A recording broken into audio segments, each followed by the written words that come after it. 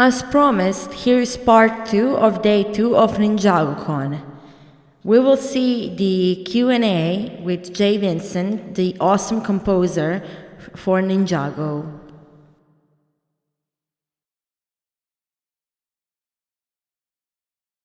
Hello everybody, welcome to the Ninjago Fireside Chat. I hope you're having an awesome time at NinjagoCon. I hope everyone's just being real creative, engaging in shared passions.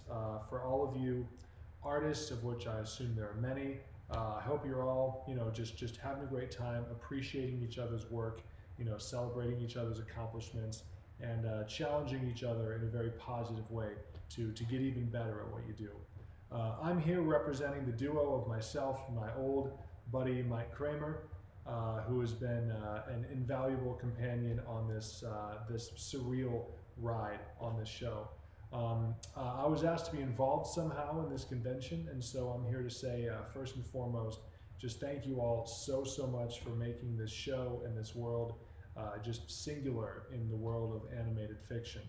I'm continually in awe of the hugeness that is Ninjago, and many times I still feel like the little kid barely out of college that just happened to stumble and fall upward into this literal dream come true of a gig. So I was sent a list of questions to choose from and answer, and I tried to choose the ones that we either don't get asked a lot or the ones that we haven't already answered in a previous interview or in the documentary. So I'm not a video editor, so I'm going to try to do this in one shot.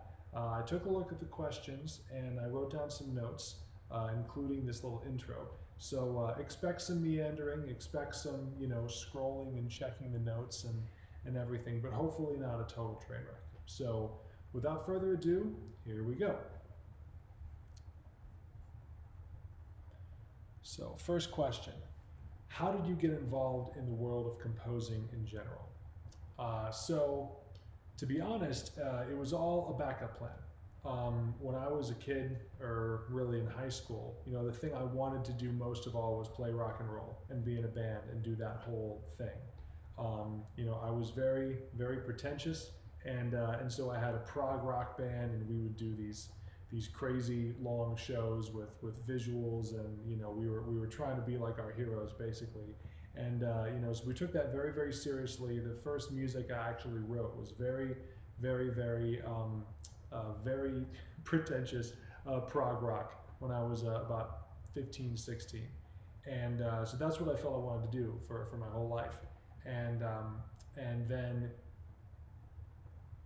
around, I want to say, the very beginning of my junior year in high school, the day before school started, the drummer in my band, he and his mom had both bought the DVD for The Lord of the Rings, The Fellowship of the Ring, on the same day.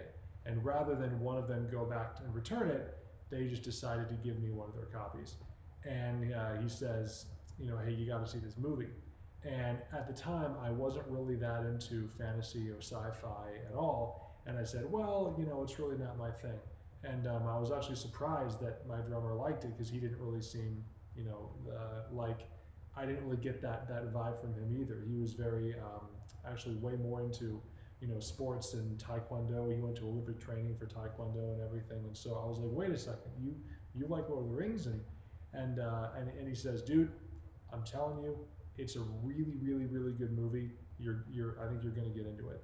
So it was wasn't doing anything that afternoon, and I decided to throw it in the DVD player. I don't know if you guys know what that is, but and I watched this movie, and it totally blows me away. And after I watched it a couple times, I start to notice more and more that the music is really involved in the storytelling. And I had, I was familiar with John Williams, I knew all that kind of stuff, but I didn't really get into opera until I was in college. And so I didn't really understand just how much detail music could be involved in the actual storytelling process. Not just setting the mood, but actually conveying information and the development of a character over time, and moving a plot forward. And so I just went down the rabbit hole on that.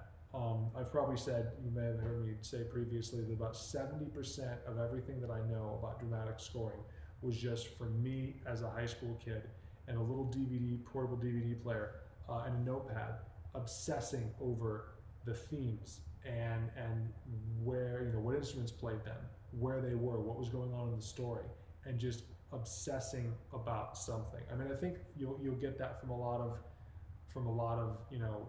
people that do creative stuff for a long time, is that their obsessions kind of drive them forward, and it's their obsessions that end up giving them the most, not just inspiration but education.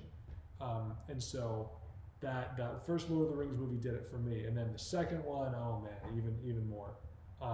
And so I kind of get this idea. It's like, well, I want to be in a band, I want to play rock and roll and do all this, but that career might take a while to get into. I'm going to need some sort of a safety net, some sort of a backup plan, just in case, or like something to keep me afloat until the rock and roll career really takes off. So that was me being, anyway, so I thought, well, how about scoring movies?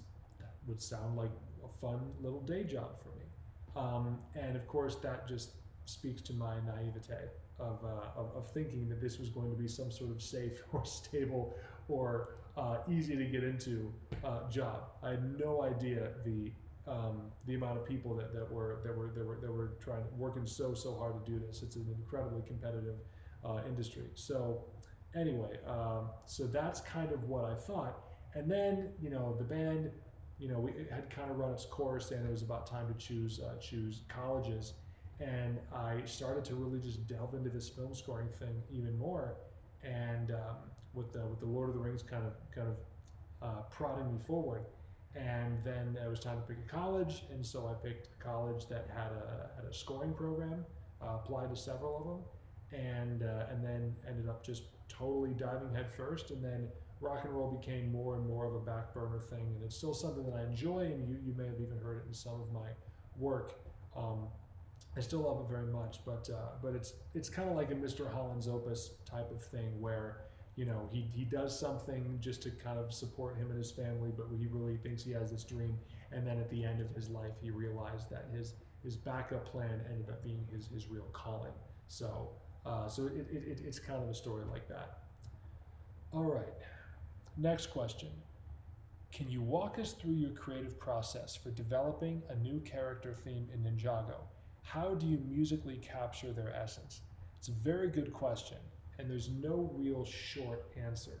I mean, the answer is the question, like the joke is the punchline. How do you musically capture their essence? Well, you capture their essence.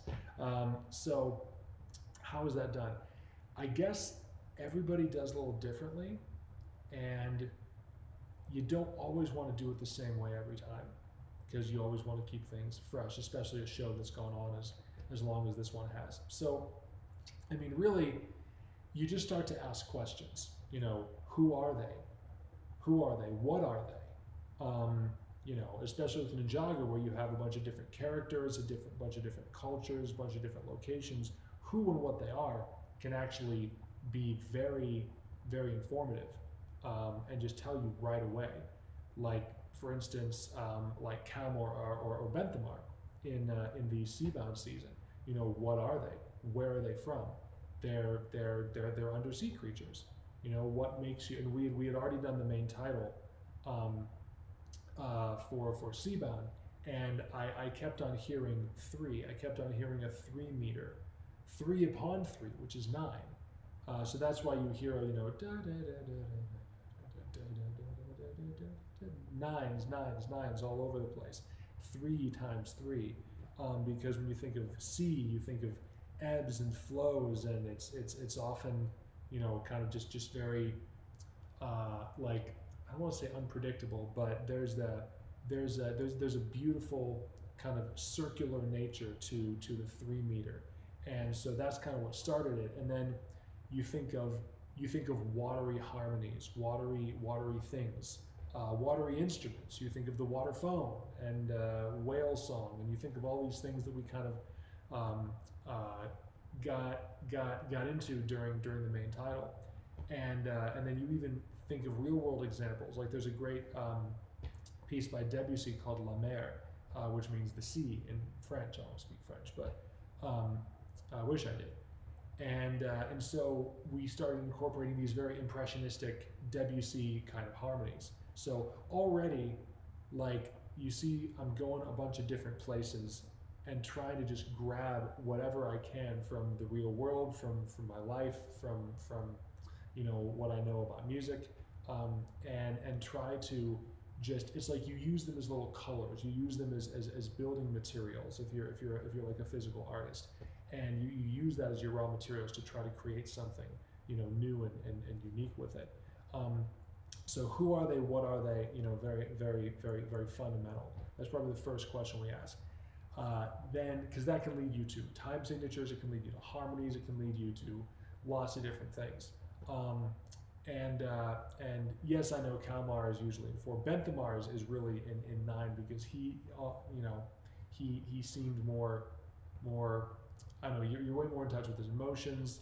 He has a very beautiful kind of story arc.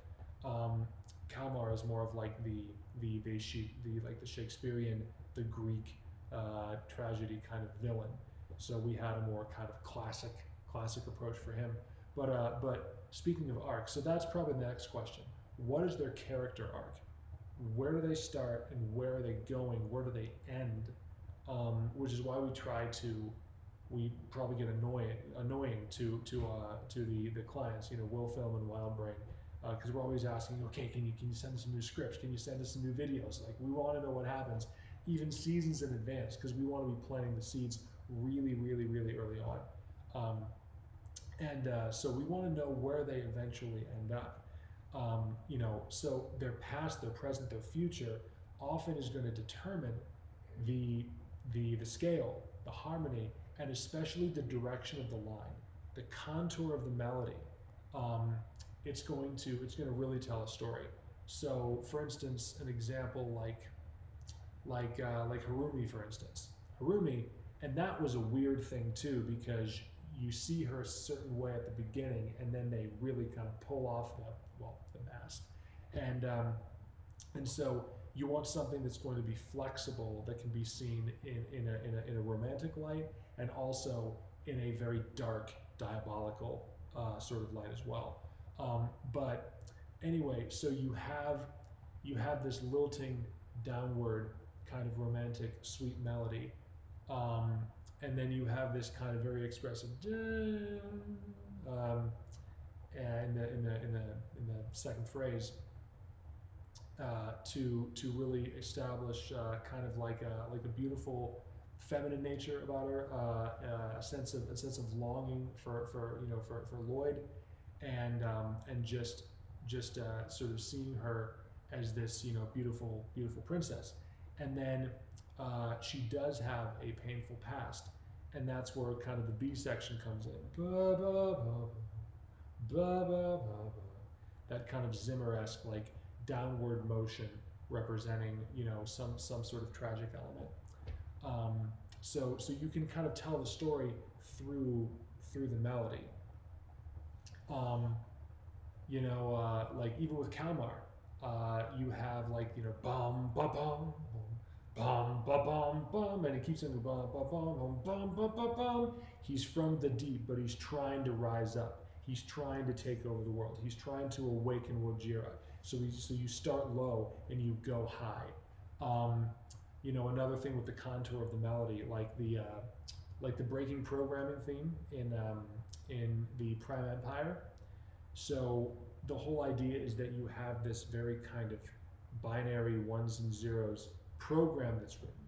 So it's very kind of rote, almost robotic. So so that informs not only the direction of the line and the arc of every character, like Racer 7 and Okino and Unigami himself, but you also have like intervals. So we use like the classic boring perfect intervals, fifths and fourths, bum bum bum bum bum, and then you repeat that for a long time. It's like, how long am I going to be doing the same thing with my programming? Bum bum bum bum bum bum bum bum bum bum bum bum, and then finally you break out of your programming. The line breaks that pattern. you now don't just use 4th and 5th, you use 6, ba ba ba bum bum, ba ba ba bum bum, and then it goes, it breaks out. You break out of your programming. So knowing where a character is going by the end, you can condense their entire story into just a series of notes. And if you follow the direction of your notes, the first time you hear it, often you'll be able to know how their story goes before it even happens. And for some reason, we still haven't gotten in trouble as far as spoilers or breaking an NDA or anything like that. So I wrote down some other things for this, but oh yeah, any fun little references that we can add, any sort of kind of nerdy little things that we can do. So like even the Prime Empire, the Red Visors, the henchmen for Prime Empire and stuff. That I'll kind of save that for like a little Easter egg question that I have later on. But for Asphira, you have a very much like she's whole bent on revenge and stuff. So we wanted to go for kind of like a jilted lover sort of vibe. But also a cool thing about Ninjago, just like Lord of the Rings, is that there's a lot of self-reference. The show can be very self-referential, and we're always trying to have this nice like feedback loop where like we're constantly referring back to canon things while expanding the canon at the same time. I always tell Rich and Ryan at Wildbrain that like Ninjago is expanding inward and outward at the same time. We're going deeper into the lore that we have, and we're also expanding the world, often simultaneously. So if there's a way that we can, like if we're in familiar territory, for instance, Asphira is a serpentine, which we met season 1, episode 1, and you heard the serpentine theme, season 1, episode 1. So you hear the first 5 notes, that chromatic slithery snake charmery thing that we did all those years ago. That's how Asphira's theme starts. What's the first thing about it? What is she? She's a serpentine.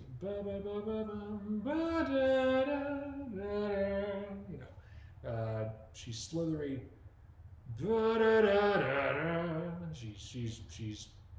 She's sore about something. She's betraying that. So anyway, another example of like what are they? Akita. She's her Formling tribe bears a lot of resemblance to indigenous cultures of North America, and Wildbrains in Canada. We're in the U.S. I actually have a tiny bit of indigenous blood. I think Sioux and Cherokee on my mother's side. And anyway, so we wanted so Kramer picked out this amazing. It's called the Condor Bass Flute, made by High Spirits. They make amazing Native American flutes, and we kind of structured the melody to sound like a wolf howl, as well. So like what is it? I mean, it really can make most of your decisions. And you have, let's see, you also have other like random references, even if they're super literal, even if you're literally just talking about numbers, like the new season that just came out. You have the Forbidden 5. Okay, well, how many are there? 5. What time signature you think you're going to use? 5. How many bars? 5. How many phrases? Yeah. The problem with that one is it was so long that I don't know if there's ever a point in the entire season where you hear the whole thing from start to finish. So you kind of got to piece it together. But to be fair, I think in this, you don't get all 5 characters in the same place, I think.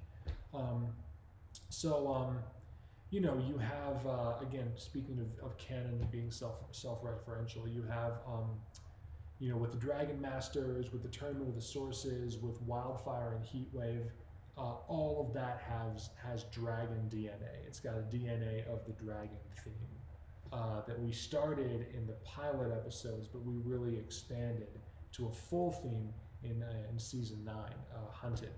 For the Hands of Time, What is it? It's ticking. You got that percussion aspect. What is it? You have the flow of time. So you have that endless churning of those 6 chords, those 6 bass notes down below, and you have like tick tock. So you have that parallelism, parallel intervals, perfect fourth, perfect fifths, moving in this kind of almost medieval style parallel motion. And we even use some medieval instruments as well to kind of just sort of dial that in a little bit more. No pun intended. I don't know if dial is a clock pun. That's kind of anyway. So anyway, those are just a few little examples of how you really dig into a character, because the main thing is you just get curious. That's really it. It's like if you're curious, and if you sort of remember a lot of your own history of like what you've studied as a student and what you've done as a musician, then you're just able to kind of connect these things like a web, just all these little elements and stuff, and hopefully come up with this cocktail that's new and unique. Okay, next question. What's the most challenging aspect of composing for a long-running series like Ninjago, and how do you keep the music fresh and exciting? That's a very good question.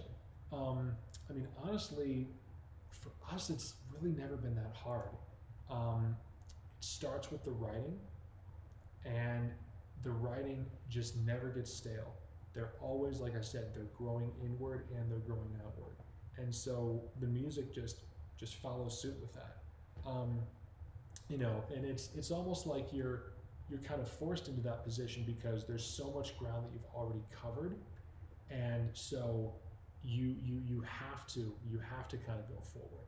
And that's also kind of how we pick like sort of our really important scenes in a season or in an episode. I mean, we have this ever expanding canon of music, this ever expanding library of tracks that we can tweak and repurpose and reinterpret and do fun callbacks to the past and things like that. And so often we'll approach a new scene, we're like, wow, this is something that's like really, really new. Like we've never had this tone, this emotional tone before in Ninjago.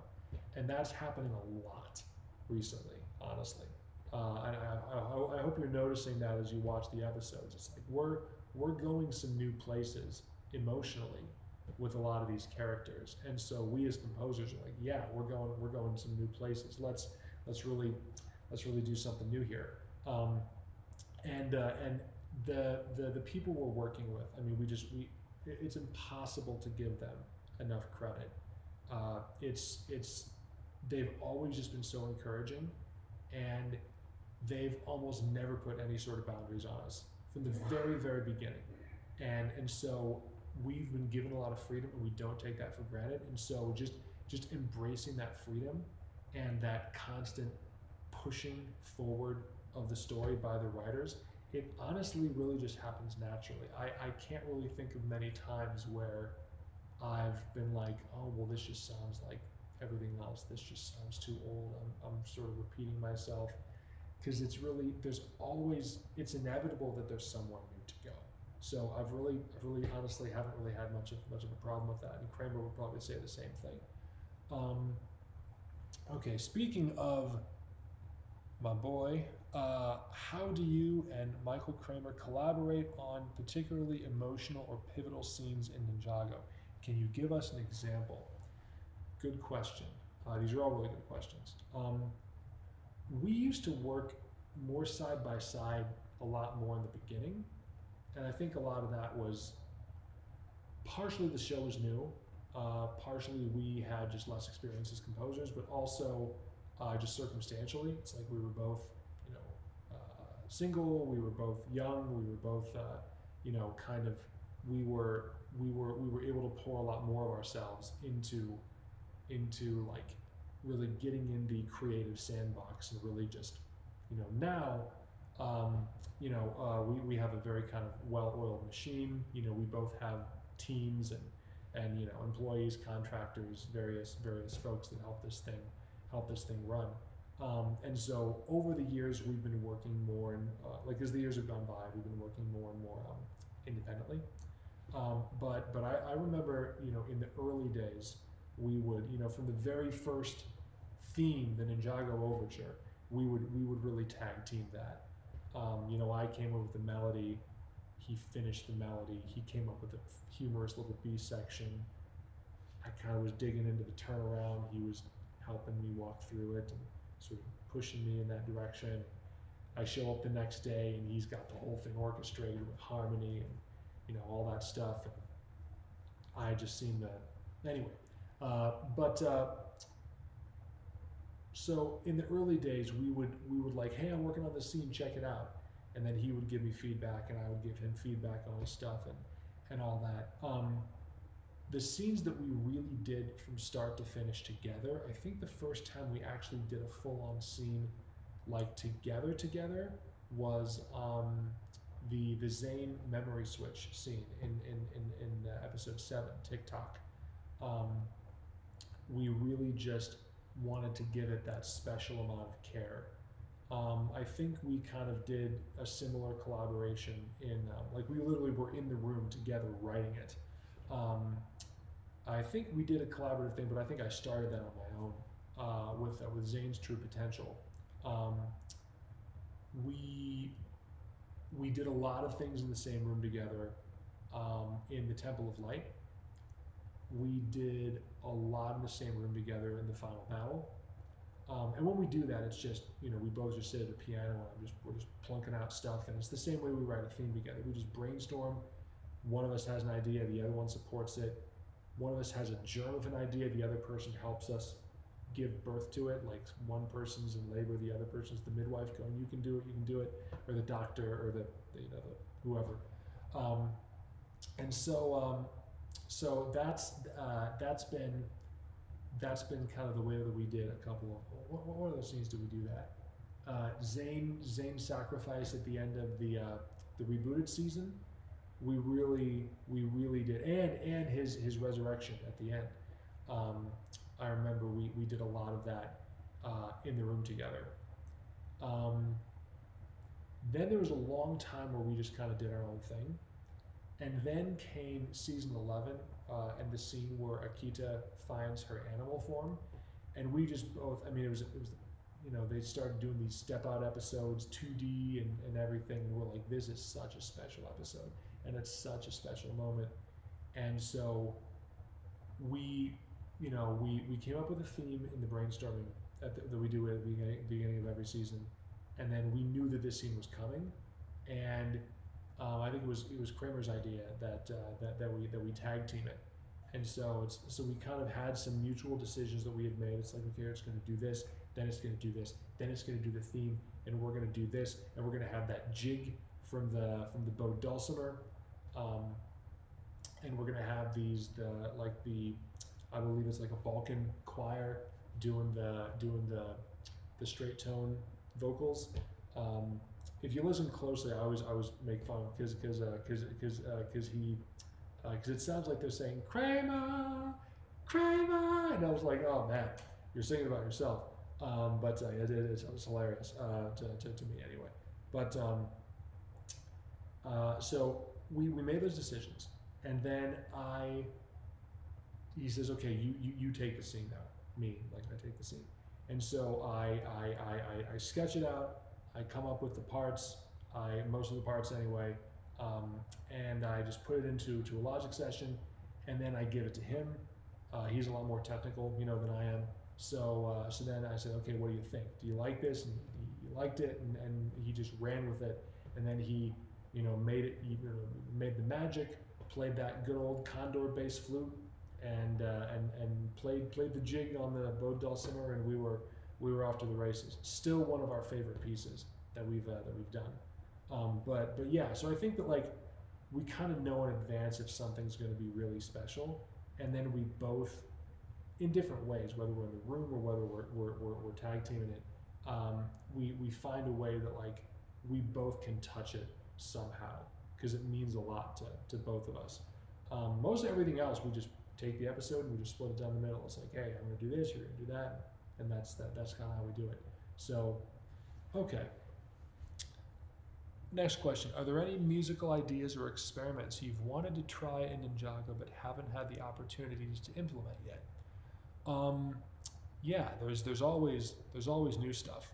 Um, I think just because of various circumstances, we haven't really incorporated as many vocal elements as I may like.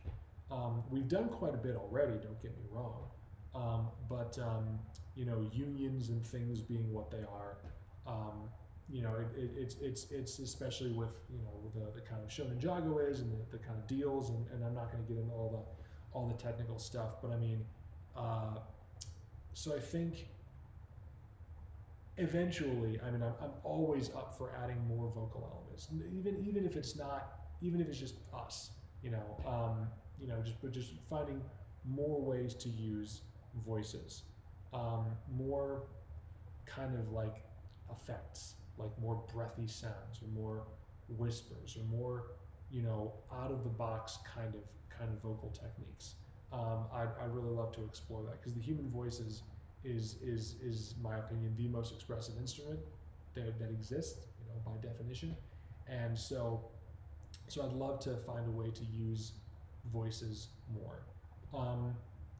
Other musical ideas, experiments. Well, I'm a bit of a snob, and I can be given to pretentiousness even after my high school days. If I'm not careful. So I definitely have a soft spot for prog rock, all that polyrhythmic stuff, polymetric stuff, an abundance of odd time signatures, minimalism, and then just stacking that minimalism with a bunch of different instruments, and everyone's kind of doing things, and then they all meet on the one like 70 beats later or whatever. We have used quite a few odd time signatures in Ninjago, but most of them have been pretty regular, and most of them have been, it's very just kind of regular groove oriented. Whether it's 5 or whether it's 7 or whether it's 9 or whatever. The whole idea is that like an audience can really groove with it, but to do something really, really sort of out there, time signature wise, you get to a point where it becomes too. It's like the music kind of distracts from the content.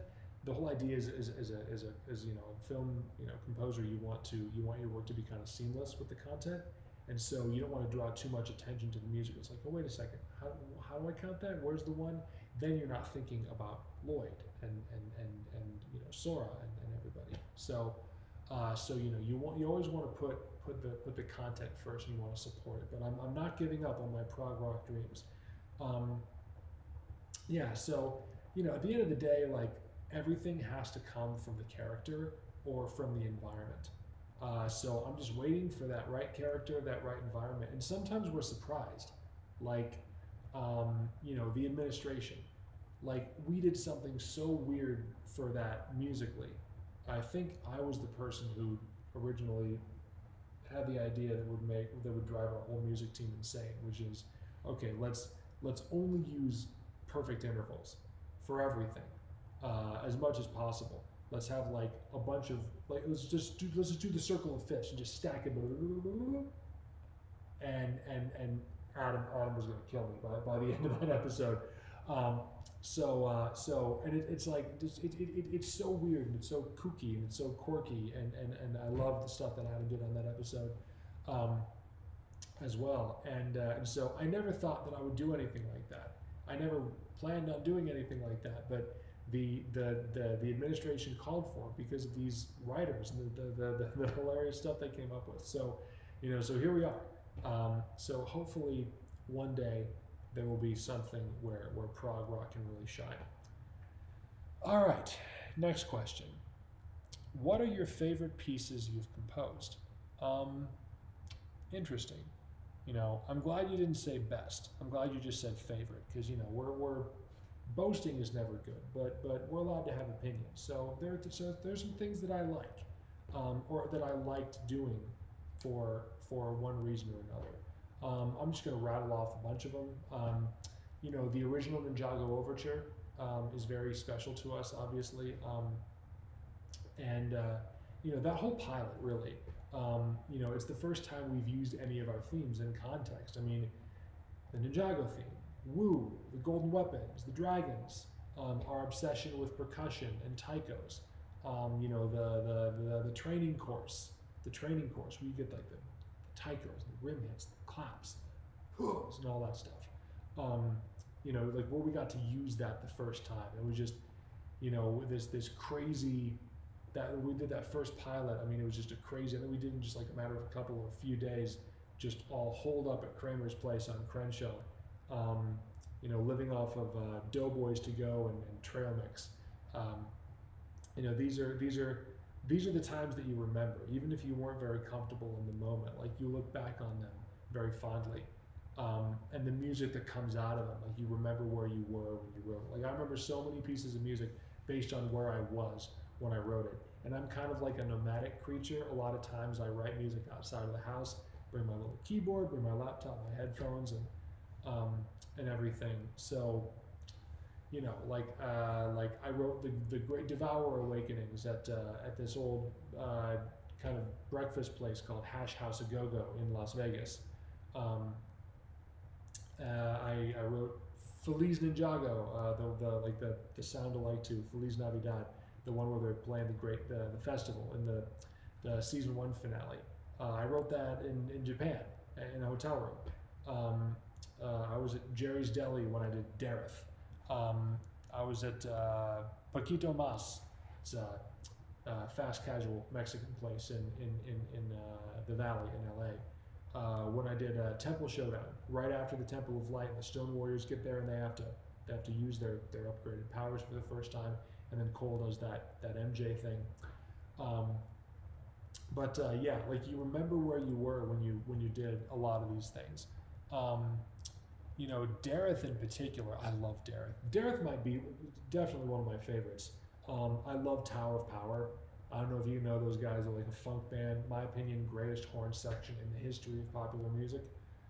Still playing, by the way. If you ever have a chance to see Tower of Power. And the eternal question that they're going to ask you is, what is hip?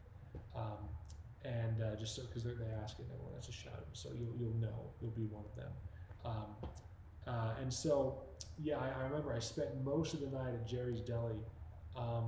It was Easter Sunday, the following day, and my wife was pregnant.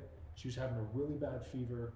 We thought that she might have like a kidney infection. She was starting to show some signs, so we took her to the ER, and we were there, and I was like, I got this Barry sax session in a few hours. I don't know if I'm going to make it. And you know, thankfully she was okay. And so I hightailed it down to Kramer's to record the Barry, and we just had a really good time.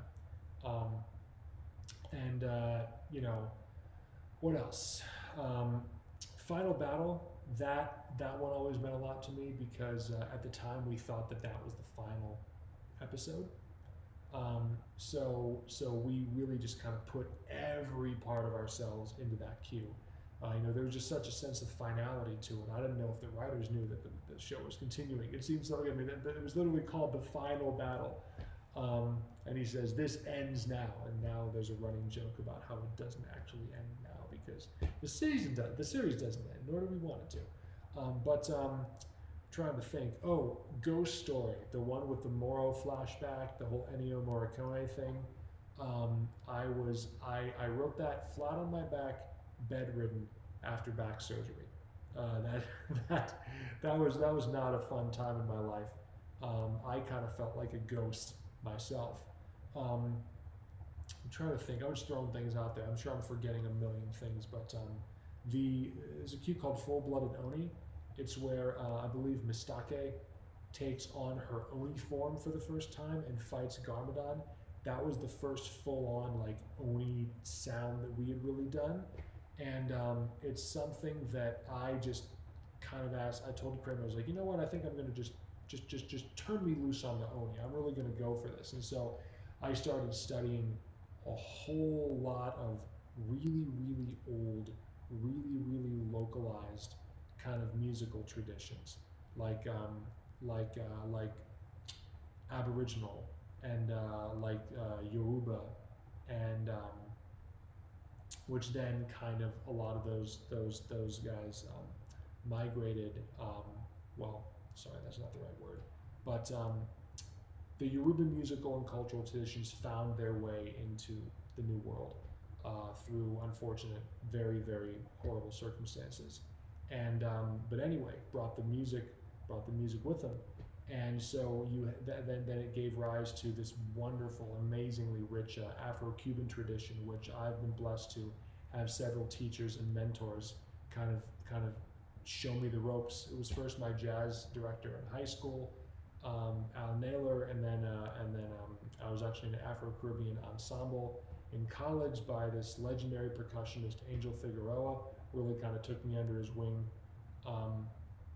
and he teamed up with an Afro-Cuban legend, Lazaro Galarraga, who I didn't have the privilege of studying with personally, but anyway. I kind of tapped into that, and I remembered kind of a groove, like an Afro-Cuban groove that I had played in a high school jazz band. This 9 groove, and like we'd never really done that accent pattern before, and it's like, well, what if I did like a really evil version of that, and so then, and then the thing that Kramer really felt strongly about is to incorporate. He had recently honeymooned in the South Pacific. I think that's the right region, but Bali, Indonesia, and they have this performative tradition called the kecak, where you have like a bunch of people kind of recreating mythology and things like that. Through performance and through music and through vocalization, and so we took a lot of inspiration from that kind of vocal chanting tradition, and we sort of incorporated that to be like the vocal element of the Oni chant, and so anyway, I mean that's something we've always really loved, is sort of approaching unfamiliar territory in music, and really try to take the time to respect it and to try to understand it even a little bit, and sort of use some of that DNA to create something that applies to Ninjago. Ninjago is an incredibly diverse world, and we have an incredibly diverse world. I mean, the musical traditions in this world are like truly overwhelming. I mean, I'm a little bummed that we only have these short lifespans, and the world is so big. You just want to see all of it. You want to talk to all the people and find out what their story is, and be able to if they'll let you, like you could, let you in on it a little bit, and that's kind of what we try to do, with you guys, like let you in on the story. What else? Tornado of Recreation, the ending of the March of the Oni. You get the Spinjitzu, you get the Ninjago theme, you get the Garmadon family theme in there as well, all kind of in sequence. Call of the Wild, that's what we call the Akita finding her animal form. Some stuff in Prime Empire. I'm pretty close to, like Racer 7 breaks her programming, Unagami comes home. I really enjoyed, well, I found it very satisfying to do the crystallized whip. Just finally, after all these years, being able to incorporate more of the Ninjago theme into song form, into the main title, and we did that a little bit with the intro. But to be able to really kind of just meld together the whip and the Ninjago theme, and just the fact that people were just the people that asked us to do it were so supportive of it, and the Fold guys were really amazing to work with. So kind, and so just warm and giving, and I really like those guys. Anyway, that was really satisfying, and then Kramer's idea about the chorus of fans and sort of harvesting all those vocals and really just, it was like a love letter to Ninjago, because we all really love, like we we're not like these jaded professionals that are just like like we really love Ninjago in a similar way to all of you love Ninjago. So I mean, hopefully you find it, you know, I guess comforting or meaningful. Hopefully, you know, you understand at least, you know, that you know the people that are making the show that you love, we really love it too. Um, and it's not like, oh, we're in love with our own work. Like, we just love what it is. We love what Ninjago is, and we just wanna keep telling the story just over and over, and then just expanding the story, because it's a great story, wonderful story, and just so blessed to be a part of it. Okay, what else? Some Dragons Rising. I mean, the first time I really got to sort of just run wild with the new NDR, Ninjago, that's what we call it, with the new NDR theme, like the full theme, was Euphrasia's Destiny. I think it's episode 5 of the first season. And just all the new motifs, all the ostinati, I really just got to just go wild with it, and it was a long enough scene that there was enough runway to just do everything. And you know, the stomps, the claps, and the new kind of percussion, that sort of epic, like anthemic vibe. It was a really cool experience to do. I can actually think of several recent ones from Dragons Rising that have been favorites or special to me in some way. There's actually one that I just finished last week that I'm pretty fond of, but they're not out yet. The episodes aren't out yet, so I gotta be a team player on that one. Okay. What are some favorite themes? Oh man. I mean, we have so many of them. You know all the big ones. Some deep cuts. Some deep cuts I'm partial to are. I mean, I love the Garmadon family theme. I mean, I can say that because Kramer wrote it. That was when I was in Japan, actually, and he just comes back with this beautiful Beethovenian tragic. It just tugs at your heart each and every time. I really love what he did there. I like the one for Kai and Nia's parents. I think that is a very kind of Zimmerish emotional theme. I think that it has like a lyricism. Maybe it's the 3 meter. Maybe it's just the fact that we're really kind of leaning into sort of pure melancholy emotions of longing, attached to a character theme. Usually the character theme is about the character, but it's like the parents. It's like at the time we didn't really know much about the parents, about their personalities. We knew them through Kai and Nia and their sad story, and so that's kind of, we saw the parents through Kai and Nia, and so that's how the theme turned out the way that it did. I like the faith theme a lot. We probably mentioned this on a previous interview, but I'll just say it here. The faith theme was actually something that we considered for Harumi. We wrote the whole thing, and we were kind of comparing. We had 3 Harumi themes that we were kind of going side by side. And I think this thing, like, we liked it, but it didn't quite have the romance that we wanted, and it didn't quite have the darkness that we wanted. But we really loved the theme. And so when it was time to turn around from season 8 to 9, and we're like, what are we going to do for Faith? / heavy metal, because again, you needed an aggressive side and also a like beautiful side. Same theme, same notes. And I said, hey, what about this thing that we were doing for Harumi? And Grim was like, huh? Oh yeah, I love it. Okay, well that's done. Next. And it really just kind of happened like that. I like the breaking programming theme.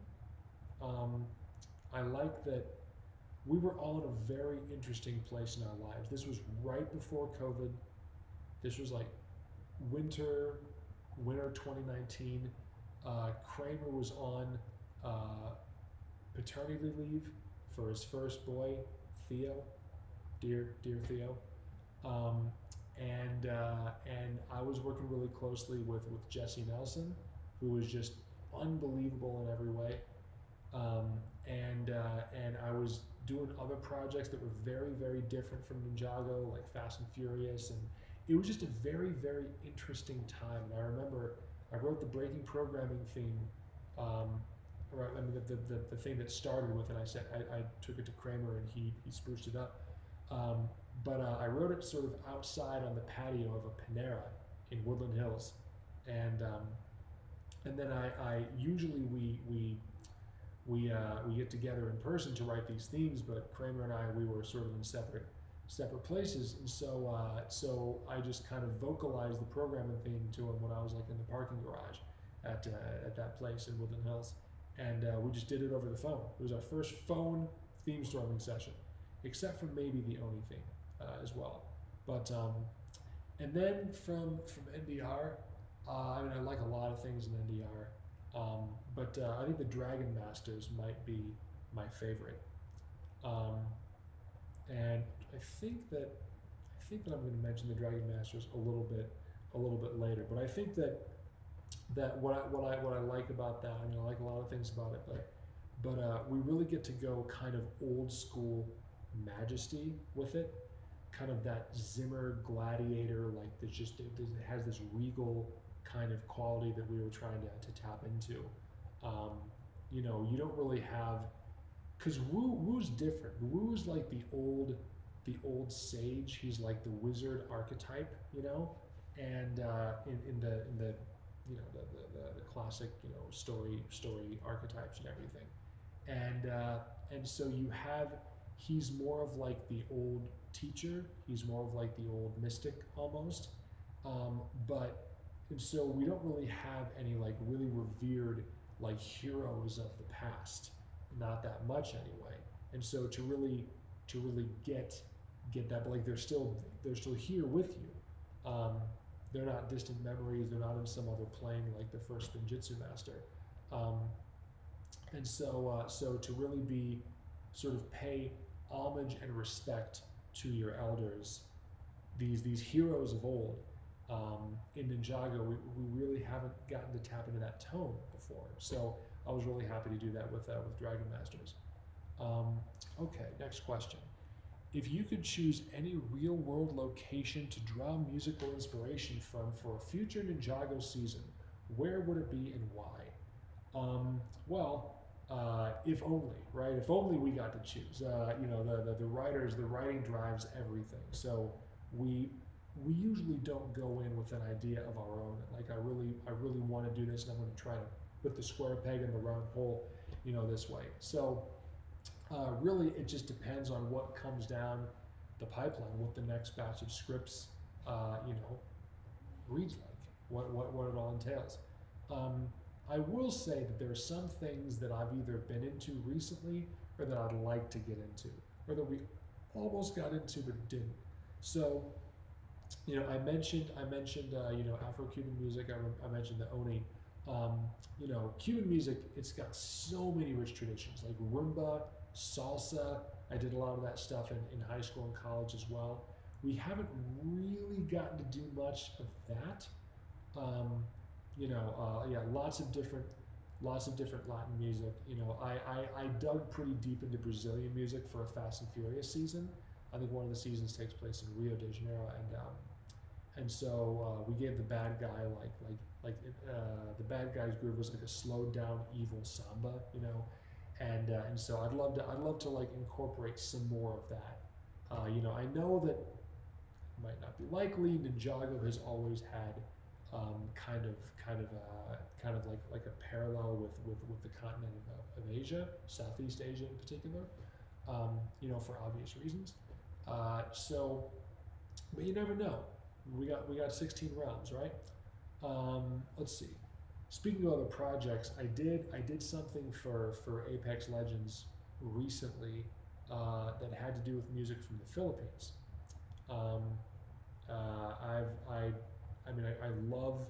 I've had the privilege of knowing a lot of really fantastic Filipino folks in my life, and just so cool, and they really are proud of where they come from. Old buddy I'm not quite in touch with these days, Nothing happened. It's just life. But directed the Manny Pacquiao documentary. He would hang out with him right after college, kind of back in the day, and anyway, so we did this project for Apex, and that was introducing this new character who was Filipina, and so I did a really deep dive into especially native regional folk music from the Philippines, and so kind of came up with a collection of instruments and worked with this really amazing session musician called Diwa De Leon, I believe is his name, and just I really came out of it with a really profound respect for those traditions that a month or two prior I had been completely unfamiliar with. Project said Philippines, I'm like, well, all right, well I guess that's where I'm going, like research wise, and I was so sort of just I don't know, I was very satisfied with what I was able to find, because there was so much cool stuff there. And there's even a traditional dance called the, hold on, I'm not going to butcher the name, but there's a traditional dance that has to do with a lot of the culture and agricultural history of the Philippines, and it tells its own story. The dance and the rhythm and the clacking of the bamboo sticks together, and the way that they dance, like they can't get their foot caught, and so they're dancing in between these bamboo sticks, and you're hitting them together. It's this really cool thing. And anyway, so whether it's Philippines or somewhere else, I'd love to find more ways to kind of incorporate. Okay, I just got an idea now. Incorporating traditional dance rhythms and stories into the music of Ninjago in a way that is meaningful. Finding some way to relate to it, some way to correspond. Just like the Ketchak is telling this ancient myth. The Oni they're so old, and they have all this mythology to them. Just finding some sort of link to the real world that's respectful to the real world source, but also that's valid to the story of Ninjago. So let's see. For the Hands of Time, we delved into medieval stuff just a little bit, but we never went full bore with the medieval and Renaissance, European music. We don't really get into a lot of like native or indigenous European, like old European stuff. So that might be fun. There was a time, Kramer and his wife had recently taken a trip to Greece, and he brought a bouzouki back with him, like a string pluck, kind of like a lute oud sort of thing. And anyway, when we first got the scripts for the Shintaro season, we're like, this magical kingdom, and I don't know, what if Shintaro were Greece? And like, after our first couple of sessions, we're like, yeah, we're going to Greece, this is going to be great. And then Tommy shut that down pretty quick. He's like, I like where you're going, but I don't really get Greece. And then when we saw Shintaro, we're like, forget about it. Then we kind of, you heard what we did there and stuff. It's funny, in the very first cue for Shintaro that I did, it was called, what was it? The Shroud of Shintaro. We were so dorky in our alliteration. The shackles of Shintaro, the shattering of Shintaro, the sneaking of it. Anyway, so we did the Shroud of Shintaro for all the mysteries when they're all sneaking out at night in that first episode. Vanya and Cole goes into the caves and everything. So when I think Cole or somebody is or Vanya is like hiding behind one of those pillars, you hear a bouzouki, because I didn't quite give up on our Greek dream just yet. But after that, it was like, no more bouzouki, no more Greek. We abandoned that pretty darn quick. So at some point, Greek music could make another appearance. Okay. Has any of your compositions made you cry? If yes, which ones? So I'm not going to comment one way or another. There's a school of thought that proposes that getting emotional about one's own work is the ultimate self-indulgence. I don't know if I agree with that or not. I mean, human emotions can be complicated, and if you have an honest response and you find a way to sort of depersonalize it, it's like, oh, I'm so wonderful, and what I did is so beautiful and stuff. You know, true story. My grad school classmates to this day, it's been over 15 years, and to this day they still give me a hard time about this. We were recording our final project with a live orchestra at Warner Brothers Studios, and that's not name dropping. That's just speaking to the amazing program that I was blessed to be a part of. Your tuition goes towards renting these studios and hiring these union orchestras, best in the world. Anyway, so as you know, you're a little kid. You're just in awe of who is playing your little pieces of music, and you have these world class people that play. You know, they're playing John Williams, and then you the next, and then Hans Zimmer the next day, and it's like, what kind of sandwich is that? And so anyway, I get up there and I'm recording my final project, and the orchestra sounds so good, and then I'm on the podium and I say, it's just so beautiful. I just want to hear it again. My classmates thought I was talking about me. I was talking about my music. My music is so beautiful. I just have to indulge myself yet again on my own. No, I was talking about the orchestra. So anyway, but you know, if you have an honest response to something and you're able to depersonalize it, I don't know. But you can cry at your own stuff. Just don't tell anybody about it. But anyway, having said that, you know, there have been a few times. I think the most recent, like Racer 7 breaks her programming, that whole scene, that's a recent one I can think of where I had a few moments that hit me pretty hard, like as I was writing it, and even as I listened to it, like I go back and I listen to it, you know, sometimes, or if I happen to rewatch part of that episode, you know, I just think it's such a great story for that character in particular. I mean, the idea of getting stuck in one's own life, getting stuck in one's own patterns, feels like programming, you know. I think it's something that we can all relate to in one way or another. So to tell the story of someone who's actually able to break out and rewrite their life story, you know, I found it to be pretty powerful. So yeah, that's something kind of recent. Okay. If you could compose a theme, is a new question. If you could compose a theme for any Ninjago character or location that doesn't already have one, oof, that's tough. Who or what would it be and why? Okay, I actually have an answer for this. Okay, the character is Roz's master. Because there's no theme yet, we're waiting. We're waiting. Usually we want to know everything from the beginning so we can drop little Easter eggs. This time, for reasons, you know, we're discovering it as we go, just like you. You know, we're making sense of this whatever this is, whatever Roz's master is. We're sort of making sense of it little by little as we go. So it's like the musical ideas are going to be in that stage of development and understanding, similar to that of an audience. At least that's the way we're kind of thinking of it right now. You know, and as far as a location, I mean, the first thing that comes to my mind is the wildness. You know, there's so much, I think there's so much we don't know about the wildness. There's so much I still don't know about the wildness, and just based on who and what we've seen of it and come from it so far, you know, it's got to be a really interesting place with really interesting history. And just the fact that like wild is in its name,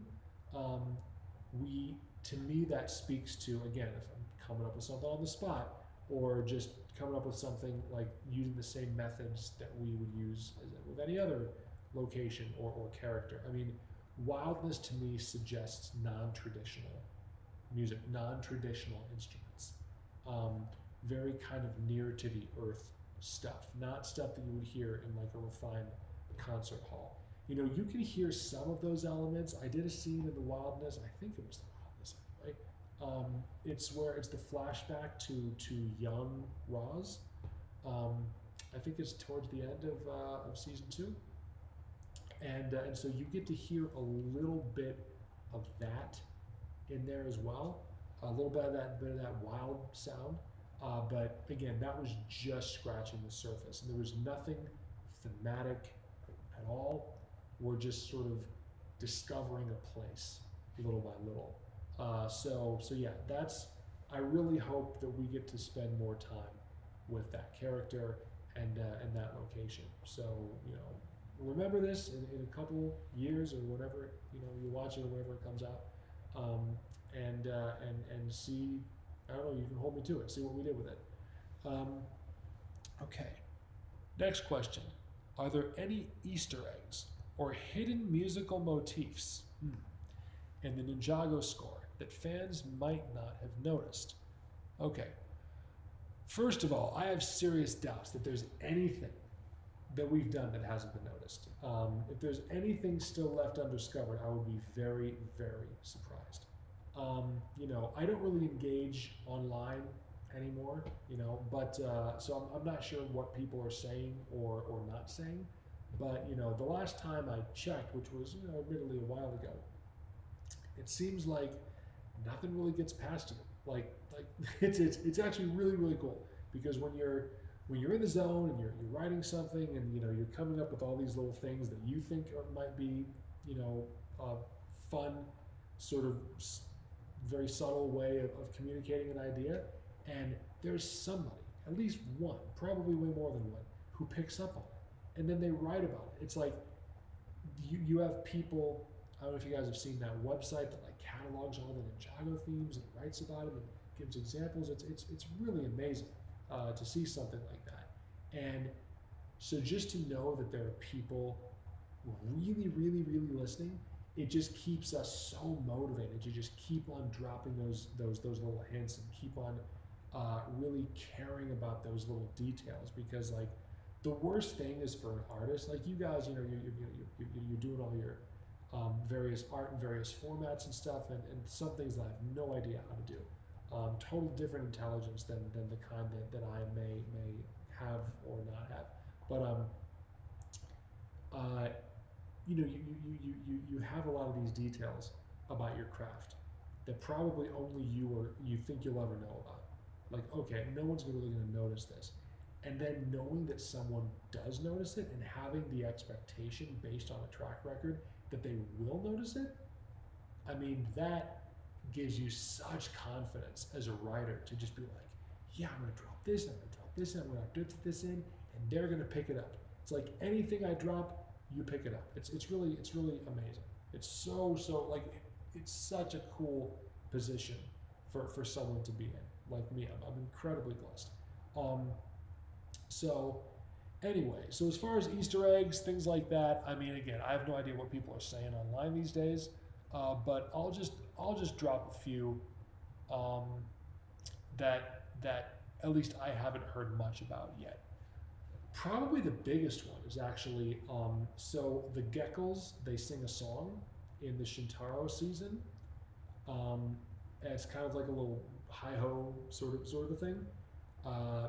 And I haven't really heard many people pick up on the fact that is what will be the Master of Earth theme. That's used most often with Cole and his mother in that season.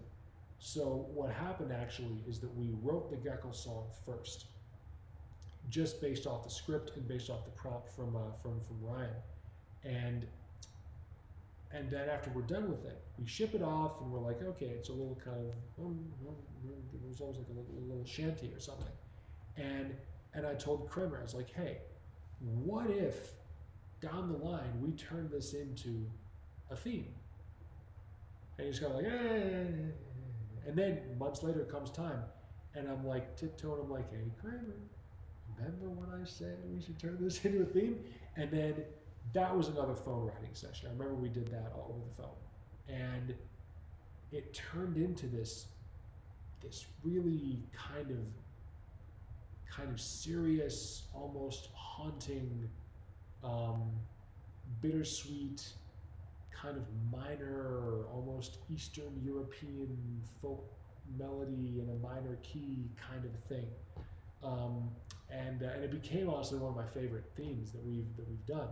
And so even though it's a totally different rhythm and it's got a different vibe and stuff like that, and the Geckos, they kind of have their own sort of like rough and tumble way of singing, but that is 100% the Master of Earth theme. And so if you didn't know that already, then go back and listen, and it's definitely there. I think we mentioned this in the documentary, but Kramer had this really nerdy idea of speaking of like taking descriptions literally when you're coming up with a character theme. So the Red Visors in the Prime Empire season, Kramer was like, okay, what if we use a time signature pattern that's prime numbers?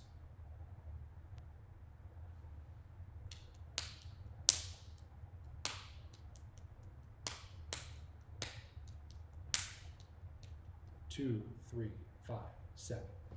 I was like, oh my goodness, I can't believe, and he really believed in it. So that's what we did. So yeah, prime numbers. That's the sequence of the Red Visors rhythm.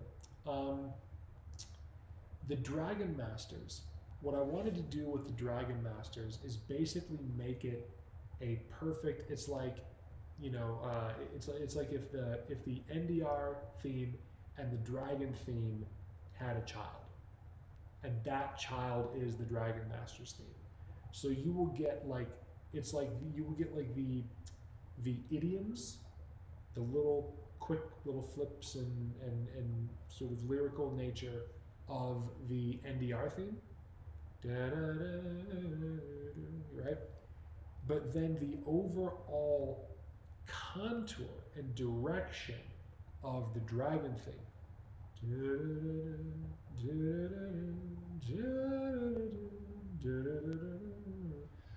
So yeah, that's I mentioned is one of my favorite themes, because I really like the NDR theme, I really like the Dragon theme, and so putting those together and giving it that Zimmer Gladiator kind of treatment. Anyway, that's where it came from. Same thing for the Tournament of the Sources theme. That has Dragon DNA all over it. For the Forbidden Five, again, it's 5/4 time, 5 bars of 5/4, and then 5 phrases. So it's 5 phrases of 5 bars of 5 beats. So that's. But like I said, I do not fault anyone for not picking that up because I don't think we ever play the whole thing in sequence together. Trying to think of other little Easter eggs. I mean, a lot of times we'll do a theme in halftime. We'll do a theme inverted, upside down. We'll do something backwards. We'll do lots of different things. Okay. How can I say this without spoiling it? Okay, I can't. There's an Easter egg that we definitely threw in there, that is really far-fetched. It's really far-fetched because it involves, well, I'm not going to say, but it's a very far-fetched Easter egg. That it's almost not even an Easter egg, but we definitely we do something that we think people might notice in something that's coming up. Sorry to be so vague, but an NDR is a thing, and I try to take it serious. Okay. I kind of touched on this earlier, but final question. How has fan feedback influenced your composition choices for Ninjago over the years? Well, I guess I kind of answered that in my last answer. I mean, just people are paying attention. You write music a lot of people write music for themselves. It's their own creative outlet. It's their own therapeutic. It's healing for them. It does something. And then some people write music for an audience. Some people write music then hoping it will someday find an audience. The cool thing about Ninjago is that there already is an audience, and there's already like something that we don't have to just think of what to write. Like the story's right there. So you just write to the story that already exists presently. So it's like the fact that we have an audience and the audience is paying attention is an extreme motivator for us to keep doing what we're doing. We really believe that like nothing is wasted. You're like, oh, I'm wasting my time. No one's really gonna care about this. But like you guys do care, and really like nothing is wasted. That's an incredible feeling because it can get lonely in there. You're in there by yourself. You're just doing your thing, and you're like, is anybody really gonna care about this? You can get down. You can get, and like the answer is a resounding yes. So thank you for caring. Like it really. It makes us feel amazing about what we're able to do for all of you. So yeah, there's a sense that nothing is wasted. Like if I drop it, you're gonna find it. I'm very, very confident of that. So all right, well that'll do it for the questions this time around. So in conclusion, and kind of tying it into the whole NinjagoCon. I just think that being a part of a creative community is an incredible thing. It's an incredible thing for creativity. It reminds me of a concert that I went to when I was younger. Same teenage prog rock years, and it was the end of the show. Our minds had just been blown wide open, and the guy with the microphone was saying, okay, I want you all, he's like, thank you for being a part of this with us and everything. And he says, I want you to remember this feeling that you're having right now with us tonight. And in the coming time, the coming days or however long, I want you to take this feeling that you're having right now, and I want you to use that feeling and create something positive. So it was like, it was a call to action. It was a call to action to be creative yourself, having been inspired by our creativity. That's what this singer said. And I really, really, really took that to heart. I actually, they say never meet your heroes. I'm kind of the rare exception where I met my hero and I lived to tell the tale. It was actually a beautiful encounter, and it was it was probably over a decade later, and maybe less, but I actually got to kind of call back to that moment and say, like, there are a lot of us creating positive things, or things that we hope will be positive, and we're doing it every day. Thank you. And he kind of got this little glint in his eye. To this day, I don't know if he knew what I was talking about, because it was a long time since that show. But I don't know if he was just being polite or if he really understood what I was getting to. But he he shook my hand. He's like, no, thank you. And I think that's what it's about. It's about passing the torch, and it's not just passing the torch from one generation to another. It's just passing the torch back and forth. Play the hot potato with the torch. And so with all y'all doing your works of art in all their various forms, and celebrating that together and inspiring each other. Don't lose that. One of the most surreal things for me is to hear people with stories of, kind of like me in Lord of the Rings. Like, everybody's got something that like flips a switch in them, and it's so crazy to me that to hear things like Ninjago and the music of Ninjago has like flipped a switch for them. I'm like, man, I never thought I'd be a switch flipper. Like, I'm the guy that gets flipped. I'm not the flipper. Like, it's really weird to be seen or spoken of as the flipper. It's really humbling. It's like, I'm not worthy of being a flipper. And then to see these people go on their own musical journeys, whether it's playing the cello or being a composer or being a songwriter or musical theater or whatever it is, using the feeling that they have from our work on Ninjago to create something positive of their own. It's an unbelievable thing, and that really, as if we didn't have enough motivation to keep going, but it's like that just reminds us every day that like what we have been tasked to do is so special, and we're just so, it's been nothing but a privilege from day one. Honestly, from day one, we've almost felt unworthy of this project because we were just a couple of little kids out of college and we got this cryptic email and all that. I'm sure you've heard the story a million times, but we still kind of feel like, I guess we feel more at home with it. We feel like this is really ours now, but at the same time, we're just, this is so big. It's so much bigger than us. And so we just feel so privileged, both Kramer and myself, and Adam and Roberto and Yaron and Joe and all the guys in the past too, guys, gals, everybody that's been a part of this. Every person who's ever worked on this project, Jesse Nelson, Minhei, all these amazing people. Everybody has felt incredibly privileged to do it, no matter where people are in their careers.